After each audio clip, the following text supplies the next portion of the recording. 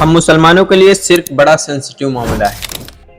आज हम बात करेंगे कि शिर्क होता कैसे है। वीडियो में आगे बढ़ने से पहले आपको बता दूं, मैं किसी भी फिरके या मकातबे फिक्र के खिलाफ नहीं बोलने वाला हूं। मेरी आपसे गुजारिश है कि आप कुछ टाइम के लिए अपने आप को नबी सल्लल्लाहु अलैहि वसल्लम की फरमान को और अल्लाह की किताब को गौर करें।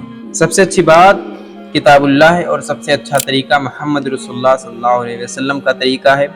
और सबसे बुरी नई बात बिदात पैदा करना है दीन में, और बिलासुबह जिसका तुमसे वादा किया जाता है वो आकर रहेगी और तुम परवरदिगार से बचकर कहीं नहीं जा सकते। हमारे नबी सल्लल्लाहु अलैहि वसल्लम ने फरमाया, दुआ ही इबादत है। नबी सल्लल्लाहु अलैहि वसल्लम ने सूरह मोमिन की आयत नंबर 60 पढ़ी और तुम्हारे रब ने फरमाया, मुझे पुकारो मैं तुम्हारी पुकार कबूल करूंगा। इससे बढ़कर हम रोजाना नमाज में सूरह फातिहा की आयत नंबर 4 पढ़ते हैं। इसके तर्जुमे पर आपने कभी गौर किया है? परवरदिगार हम तेरी ही इबादत करें, तुझी से मदद चाहें। अब खिताब है, इय्याका नअबुदु व इय्याका नस्तईन। हम सिर्फ तेरी ही बंदगी करते हैं और करेंगे, और हम सिर्फ तुझी से मदद मांगते हैं और मांगेंगे। व इय्याका नस्तईन, और सिर्फ तुझी से मदद मांगते हैं और मांगेंगे। इसमें भी हाल का तर्जुमा इजहार हाल। अल्लाह करे कि वाकई हमारा हाल वही हो।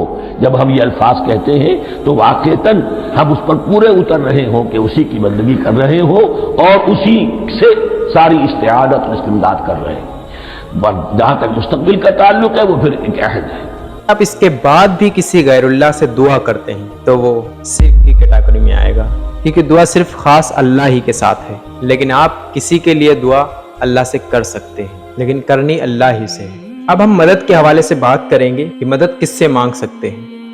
कुरान की सूरतुल माइदा की आयत नंबर 2 पर अगर नजर डालें तो अल्लाह ने फरमाया है कि नेकी के कामों में लोगों की मदद करो और बुरे कामों में उनका साथ ना दो। तो हमें दुनिया में अच्छे कामों में लोगों की मदद करनी है और बुरे कामों में लोगों से दूर रहना है, क्योंकि अल्लाह तबारक व तआला ने दुनिया को असबाब के साथ जोड़ा है। अब सवाल पैदा होता होगा, क्या जो वली या नेक इंसान जो दुनिया से गुजर चुके हैं उनसे मदद मांग सकते हैं? चलिए इस पर भी कुरान की रोशनी में देखते हैं। इसी सूरह में सूरतुल माइदा की आयत नंबर 75 में अल्लाह तआला फरमाता है, मरियम का बेटा सिर्फ एक रसूल था, इससे पहले और भी रसूल गुजर चुके थे और ईसा और इनकी माँ खाना खाने के मोहताज थे। और इसकी अगली आयत पर गौर करें तो, इनसे कहो क्या तुम अल्लाह को छोड़कर उसकी इबादत करते हो जो ना तुम्हारे नुकसान का इख्तियार रखता है और ना तुम्हारे फायदे का, हालांकि सब कुछ जानने वाला और सुनने वाला तो अल्लाह ही है। जब ईसा और उनकी माँ किसी के नफ़े और नुकसान के मालिक नहीं हैं, तो अब इससे बड़ी मिसाल तो हमारे लिए क्या हो सकती है? तो भला बताओ, और कोई कैसे हो सकता है आपके नफ़ा नुकसान का मालिक सिवाय अल्लाह के? अगर अभी भी आपको शिर्क के हवाले से शक है तो मुझे लगता है कुरान की सबसे बेहतरीन आयत जिससे आपके सभी डाउट क्लियर हो जाएंगे, सूरह नमल की आयत नंबर 62 है। अम्मन युजीबुल मुत्तर्रा इज़ा दआ व यक्शिफुस सू व यजअलुकुम खुलफाल अर्द अइलाहुम मअल्लाह। भला बताओ तो कौन है जो मुसीबत और परेशानी में घिरे हुए शख्स की फरियाद को सुनता है और उससे उसकी तकलीफ को दूर कर देता है और तुम्हें जमीन पर अगलों का खलीफा करता है। अइलाहुम मअल्लाह, क्या अल्लाह के साथ कोई और माबूद भी है जिसकी ये क्वालिटी हो?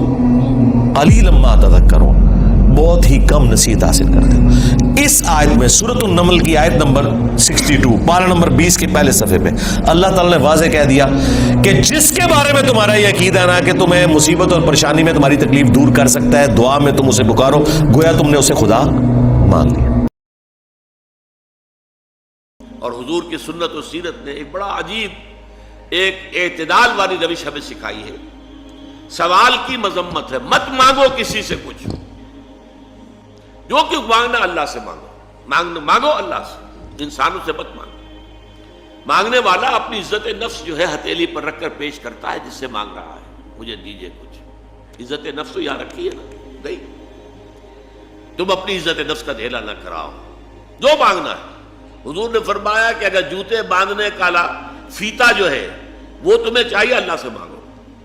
अब ये अल्लाह का मामला किस जरिए से पहुंचा दे, किसके दिल में डाल दे, क्या शक्ल पैदा कर दे, तमाम असबाब जो है आलम के वो तो अल्लाह के कब्ज़े कुदरत में है।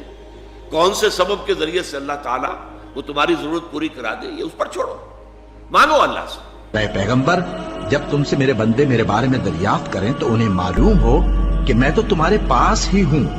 जब कोई पुकारने वाला मुझे पुकारता है तो मैं उसकी दुआ कबूल करता हूँ। तो उनको चाहिए کہ میرے حکموں کو مانیں اور مجھ پر ایمان رکھیں تاکہ نیک رستہ پائیں۔